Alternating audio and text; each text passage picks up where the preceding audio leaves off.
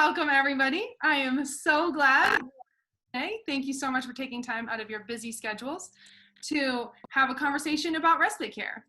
I am Katie, Wyoming's Orphan Sunday Coordinator. I'm also a foster parent and a respite care provider. We are going to start today with a little presentation from Melody on what respite care is so that we kind of have a basic idea. Melody is the local foster care coordinator for Laramie County. And then we will move into our Q&A panel.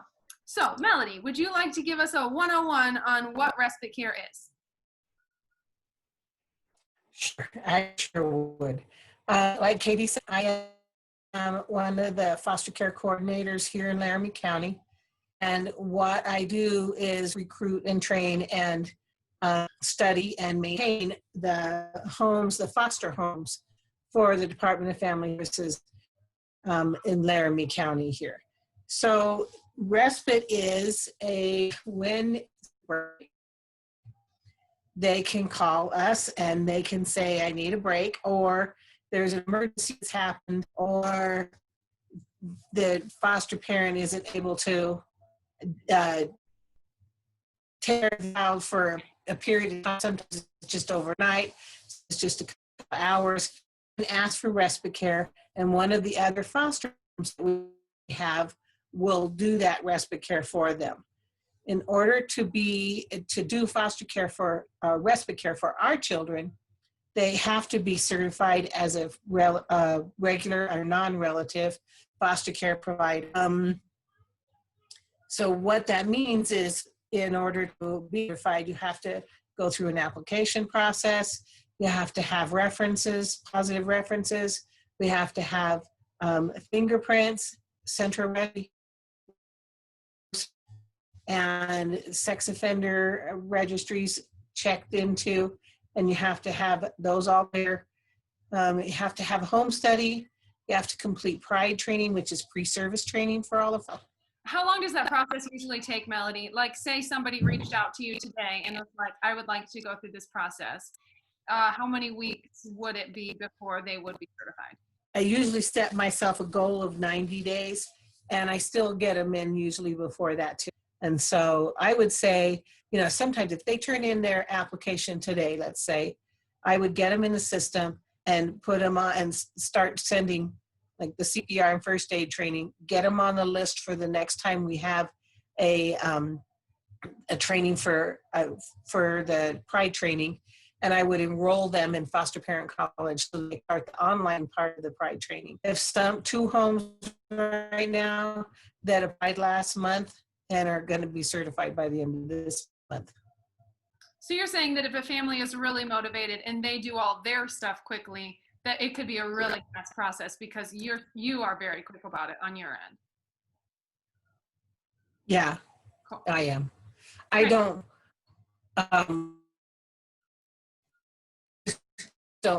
want a child to be without a home, or not to have a home because I cannot get on it. Everybody have a chance to introduce themselves, and then I will go through some questions that people might ask if they wanted to know more about respite care, and any of you can jump in and answer those questions. So I will start so I can break the ice. I have been in the foster care world for a while. I worked in a group home in California with kids in foster care for 6 years.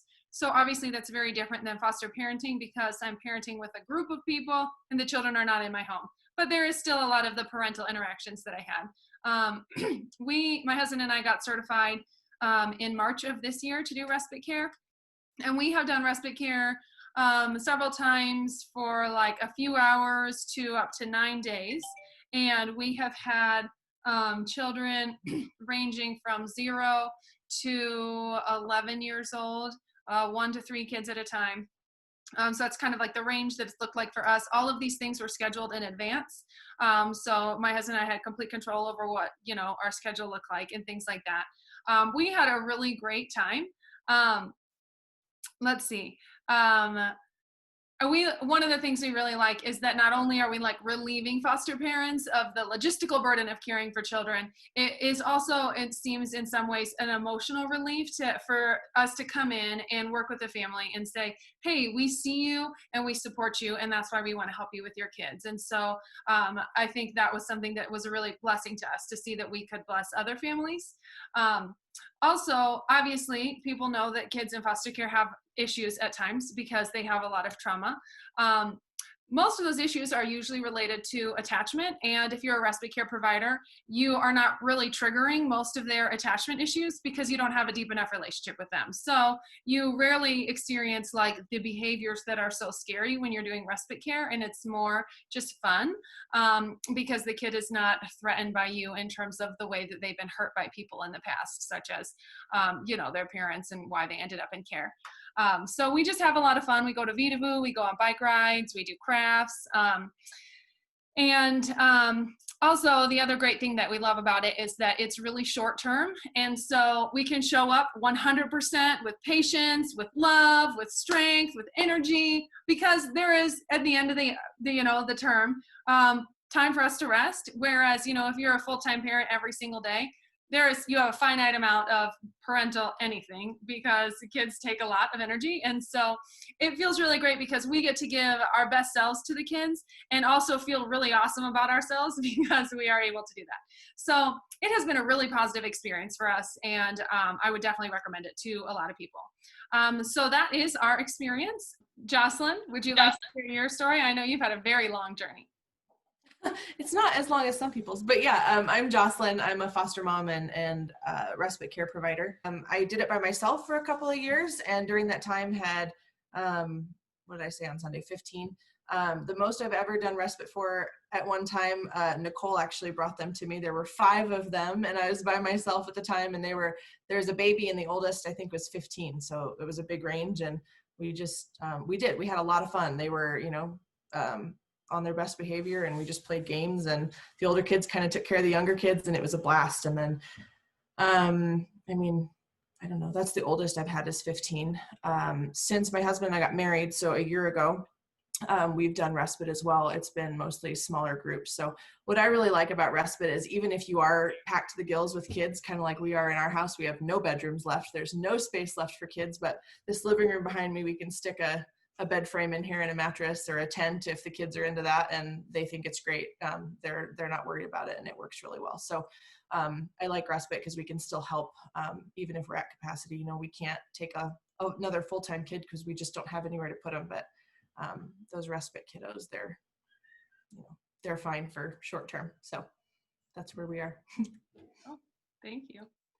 Katie, would you like to share your experience?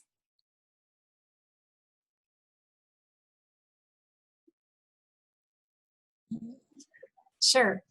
We've been foster parents for 2 years, my husband and I, and before I came home to have children, I worked in social work. So we've just really been enjoying it. We had some long-term children. I just found I got pretty behind in my homeschooling and housework. And so mostly we just do respite, and it's been a blessing. The children tend to just jump into our large family, and we have a lot of fun. And I just feel like we can still help out in that way without me getting too behind, but they're worth it, of course. And we've felt just privileged to get to know all the different personalities. And I enjoy having the repeat children who come again and again for respite because they know us, they know we're safe, feel comfortable in our home right away, and just jump in. One weekend we had a big group from different families and went to Vidavoo and out to eat into the park and the library, and I felt like I was behind the counter half the weekend serving food, but it was fun. And we just really feel like we are blessed and learn a lot from the children, and hopefully we can be a little light in their life and show them a picture of a stable family and a stable marriage, and people who have issues but stop and work them out in an appropriate way. So Yeah. Thank you. All right, Nicole? Hello, I'm Nicole, and I have done foster care for 14, maybe 15 years. I took a little break while I was having my own kids and they were babies. I actually do a lot more of the long-term placement and usually larger families and older kids. And what I think is really unique in my world about respite is sometimes when I get a new placement and I don't have daycare figured out, different people like Katie have helped me out. Both Katies have helped me out to watch the child during the day for those first couple of days. Or one time it was a tail end of summer and it just didn't make sense for daycare, especially with COVID. And so Katie was able to, both Katies kind of pitched in and helped watch while I was at work.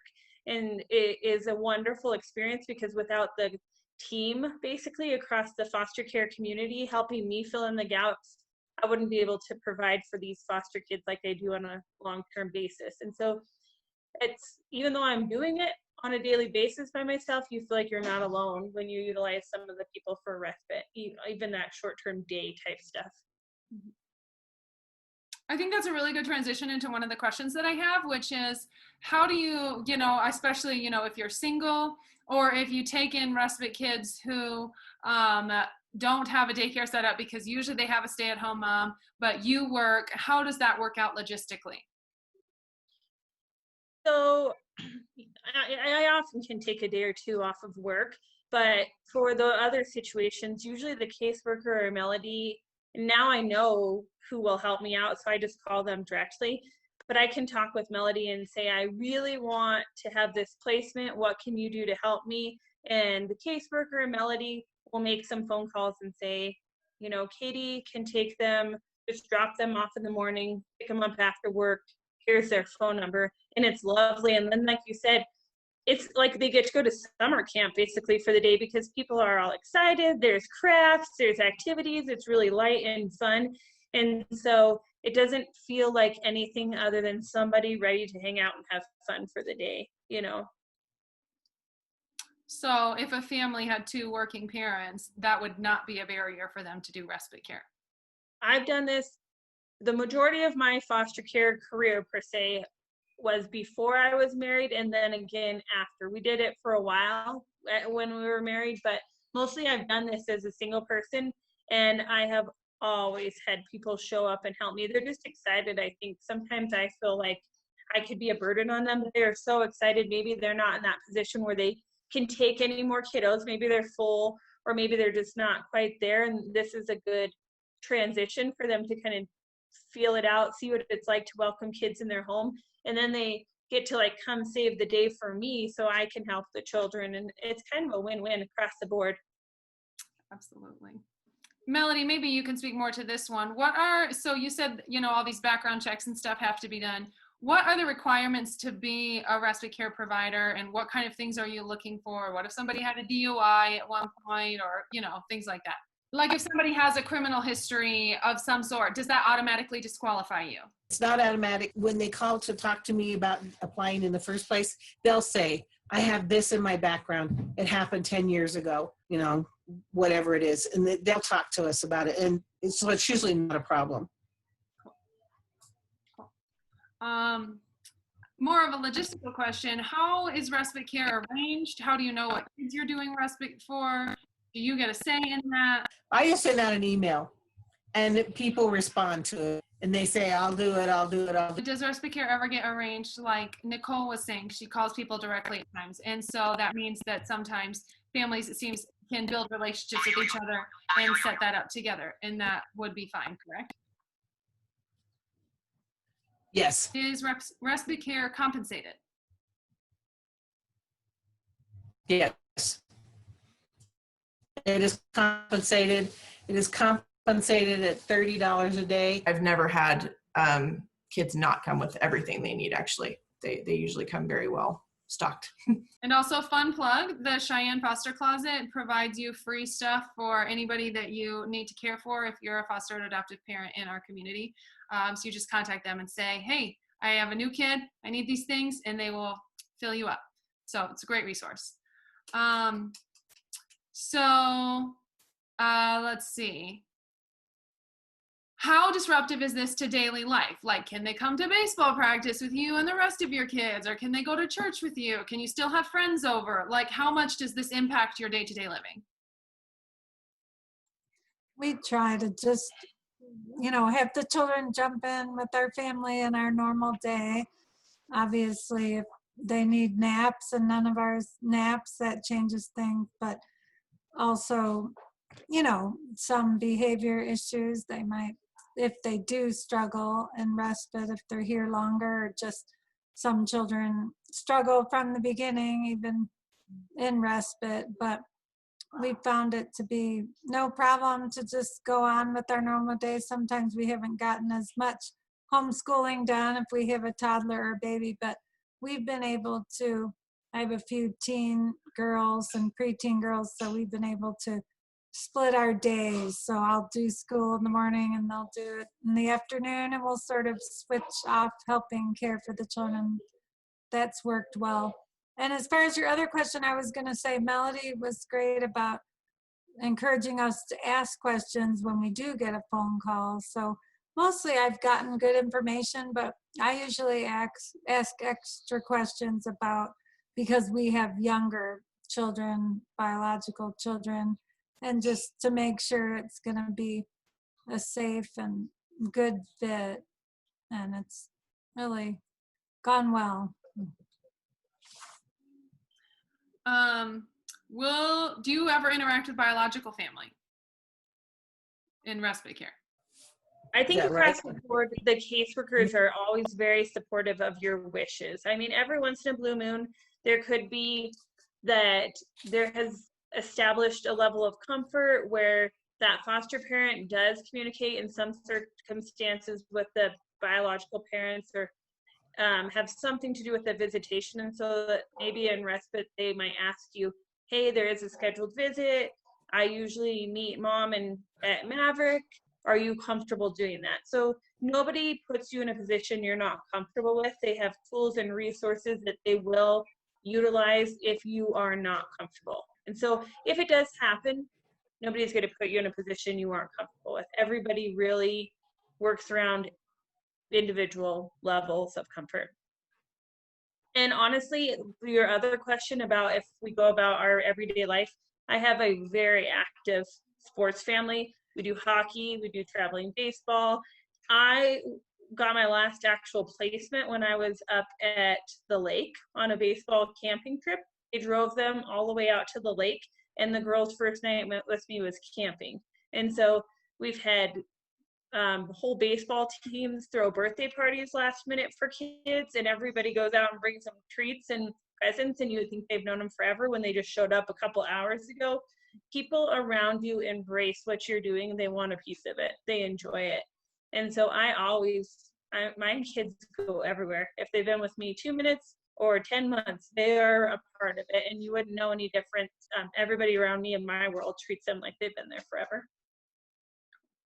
Yeah, we've had a couple of birth moms here and connected with them, and some birth grandmothers, and one birth dad was here and just had a great visit with his daughter. And I felt so privileged to be a part of it. It was really neat. We kind of helped her get comfortable with him, and I've never had any trouble so far. They've been positive, and the one birth mom just was so thankful for everything we were doing, so that was nice. What happens if you have a crisis? Like, you think you're going to be getting this easy kid, oh, it's only for a couple days, everything's going to go smooth. What happens if like there's a big crisis and you're like, oh my gosh, I don't even know what I'm doing? We had a boy come with, and I realized right after he came, he had lice. And so I actually had, his birth mom was going to have a visit with him and come here. So I actually wrote her and said, is it okay if I cut his hair really short? And she gave me permission. And then when she came to pick him up, he told me after, my mom likes my hair, and he was so excited. That meant so much to him that his mom liked his haircut. And so that really helped me, because then I wasn't so worried about my other children getting it. And, you know, it took some time, but he was worth it, and it worked out. And actually, my children have been my saviors sometimes when we've had some really high energy boys that have been a challenge, and my children just wear them out playing games with them. And so that really helps. We're a team, and I really couldn't do it without my children. So Also, there's always on-call available if it's really a big deal, and Melody is almost always available, even just if by an email. And so you'll develop relationships with other foster parents. You can call them and say, my goodness, because sometimes just taking a deep breath and kind of processing it before you react, you step back and you're like, it might not be as big of a crisis. This kid is going through a lot. And when you can look at it from that lens, you know, sometimes it passes, but you do have a lot of tools. And really, in the worst case scenario, you always have access to Melody or on call, and they will help you through anything. And I can say I had a 6-year-old, and she, you know, you think, oh, 6-year-old, how hard can it be? And it was pretty easy most of the time, but she did have a big crisis during a visit. And her worker ended up coming out to my house and spending some time with her. And so I just felt really supported, like, oh, you know, I was not in this alone. It's not like, well, you said yes to her, so I hope you can figure this out. It was, you know, the worker came out, and there was a couple other workers too that were supportive. So it was really, really positive experience. yeah, we had a couple incidents. One little gal decided she was leaving because I think I told her to take her plate and that she could have this snack after she took her plate, and she didn't want to. So we tried to use humor and say, oh, you forgot your skateboard, you forgot this, and thought that, oh, she's not going to really leave, she's too little, but she did. So we followed her, and then, you know, the worker just helped us over the phone and eventually got it worked out by bedtime, thankfully. But another incident was kind of neat, that a boy just completely melted down and was screaming. And my son, who used to have RAD and ODD, thank the Lord, he's better, but he stayed with him. I said, I'm going to go just right outside the room because the screaming was really loud. And I said, I'll come back and sit by your bed for you to go to sleep when you're ready. But my son was so calm and stayed with him. And I heard him talking to him and saying, well, you know, this, you did this, and that was the consequence. And he just really calmed down. And it was so neat to see my son helping him more than I did, because he knew how it felt a little bit to be in his position. So.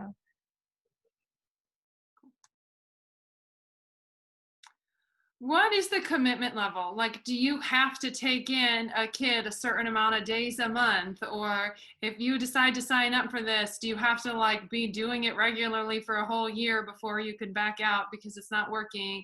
You know, things like that. No, they'll keep calling you. As long as you're active, they'll keep calling you. So if you say no, I've heard that fear. If you say no, you'll never get called again. And that's not the case at all. You'll probably get called tomorrow. But yeah, there's no commitment level. I mean, if you have the capacity and it feels right, even if I do have capacity and for some reason just am not quite sure that that situation sounds like something we want to do, I mean, I say no. So, I mean, I just kind of go with my gut. And if it sounds like a good situation and feel like we need to do that, then we say yes. And a lot of times we say no. So, and that's fine. Melody continues to email me. So. What is one myth about foster or respite care that you would like to correct? People have this idea that there are foster kids and then there are regular kids. And as if like there's a big sign on there for, I'm a foster kid, I am dangerous.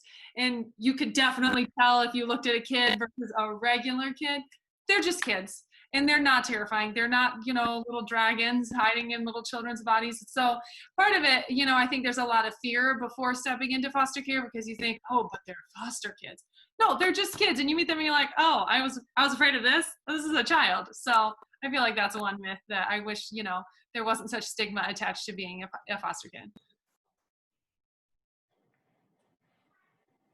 I agree. People think you get stuck with whatever foster kids get offered to you. So like myself, when I was single, I limited it to kids under 12, because I know when I was 12, I was a big kid, and my brothers were big kids, and I didn't want to be in a position where I was in danger or couldn't handle a kid that was bigger than me, or, something like that. So you can always limit it according to, Katie mentioned she's got biological babies, and it has to be a safe situation for them. I have the same limitations. They can't be violent towards my children, and I have to be able to keep my existing kids safe. And so you're able to say no and put limits on it if you're only open to teenagers, if you're only open to babies, if you're only open to, I don't know what other limits you would have. I mean, like school age kids, because you work and they have to be going to school during the day. That's okay. You can do that and make it work for you. So I guess that's a myth I would like to correct. And I don't know if this would be considered a myth so much, but I think it's really interesting because I think there are some really hard facts where you need to have certain things that you can or cannot have in your home for safety reasons. I find more often than not when I say, hey, I'm going to take 7 and under because my kids are a certain age, then I end up with these teenagers. And one time I got a boy that was 16 that was bigger than me.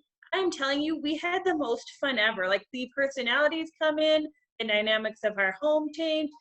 Like, we have had some teenage groups where I said, no, probably can't, and then tried it, and we love the teenagers. You do have to take a little extra safety precautions when you bring in any kids a little bit older than yours, and it's not always going to work out as well as it has for us. But on the surface, I think that we've wanted one thing, and then we get something different, and somehow somebody's looking out for us because we get what we need, not necessarily what we always think. And so I think it's interesting to point out that people are hesitant for whatever reason, but if you have hesitation, maybe just give it a try. Sometimes you're blessed with somebody knowing much more than you know on what's best for you. And I guess that's been our experience. The boys and I kind of do this as a team, and we talk about what we think might work for us. And we found out that we didn't have a clue, and what we got was better than what we could have ever asked for. Yeah, I find that too, just taking each case at a time, and thinking about, would this fit for this season in our lives? But I too thought I would only do babies and toddlers, and we've taken had 11, 12, and 13-year-olds, and yeah, it's a blessing. There are a lot of positives too about the older ones. Usually they can take care of all their toileting needs and that kind of thing, and yeah, they're fun. They're forming their ideas, and we've enjoyed having some of the older children.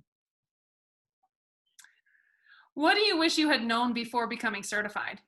Sometimes I think ignorance is bliss, and some things I'm glad I didn't know, because if I had thought through some of the experiences we've been through that were difficult, I might not have done it. But actually, we all learned something, and we all grew, and I feel like, it's great for my children, especially, to learn to love, traumatized children who've been through a lot, and to have grace and patience with them and make a sacrifice. One of my daughters was in tears once because a girl younger than her, but kind of figured out how to push her buttons, and she was upset. And so we talked about how this is a sacrifice, but they're worth it. It's worth making a sacrifice to help them during a time when they need it.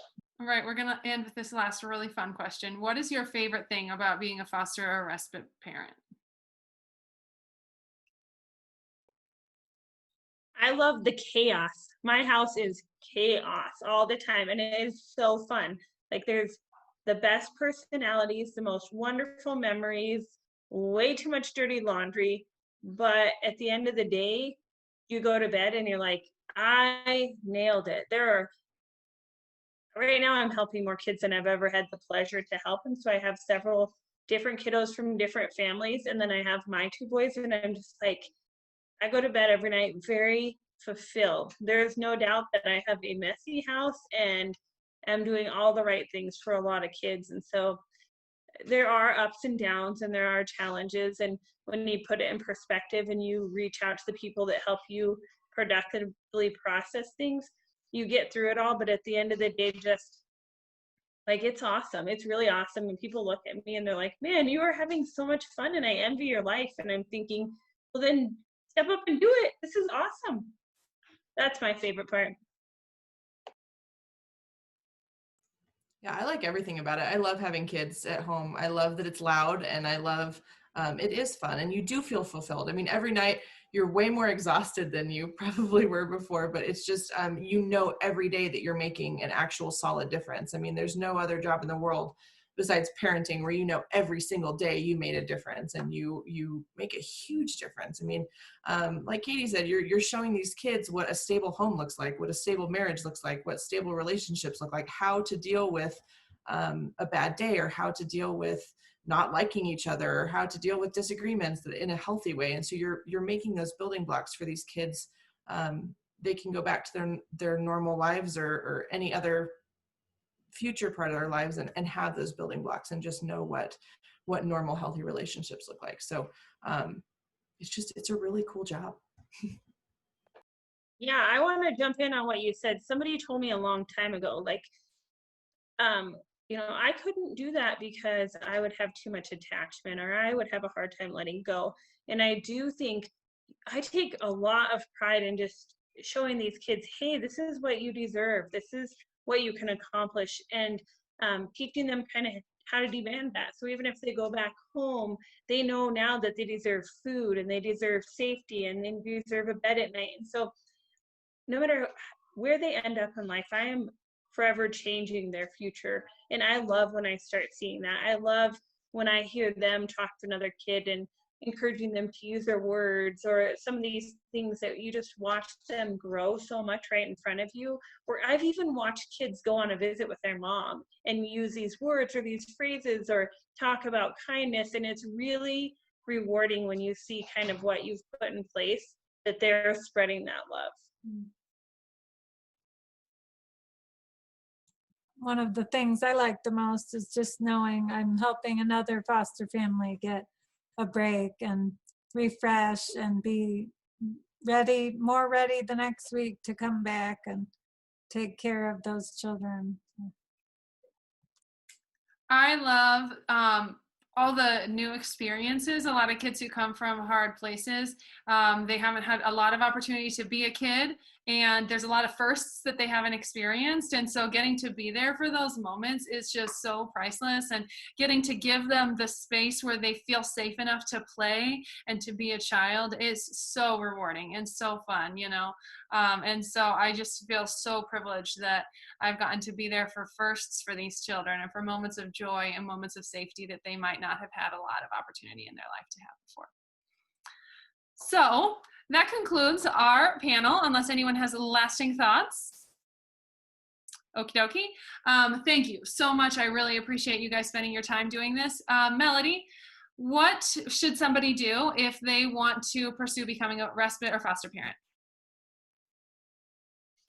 They can call me and just leave a message saying that they're interested in doing that.